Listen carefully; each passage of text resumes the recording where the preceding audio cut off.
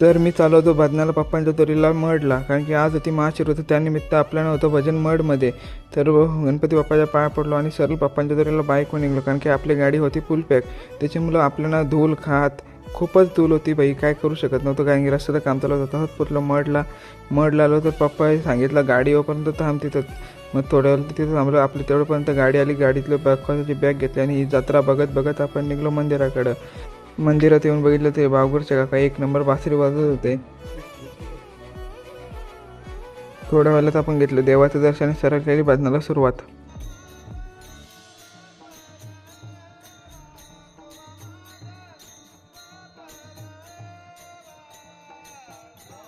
थोड्या वेळात झालं भजन आणि आपण निघलो सरळ घरी जायला, कारण की आपल्याला झालं तर घरी जायला टाईम.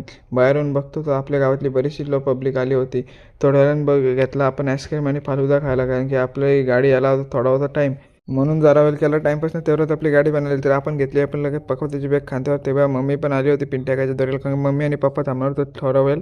ते बघा ट्रॅफिक पण झाली थोडीशी. आणि थोड्या वेळानं आपण केली इंडिया पाकिस्तानची मॅच चालू होती. मॅच बघत बघत निघलो आपण घरी यायला.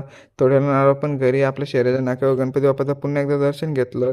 आणि लगेच आपल्या गाडीतली पाकळ्याची बॅग आणि सगळं साहित्य काढलं आणि घरात ठेवून दिलं. त्याला आजच्या दिवशी एवढं जय हिंद जय महाराष्ट्र.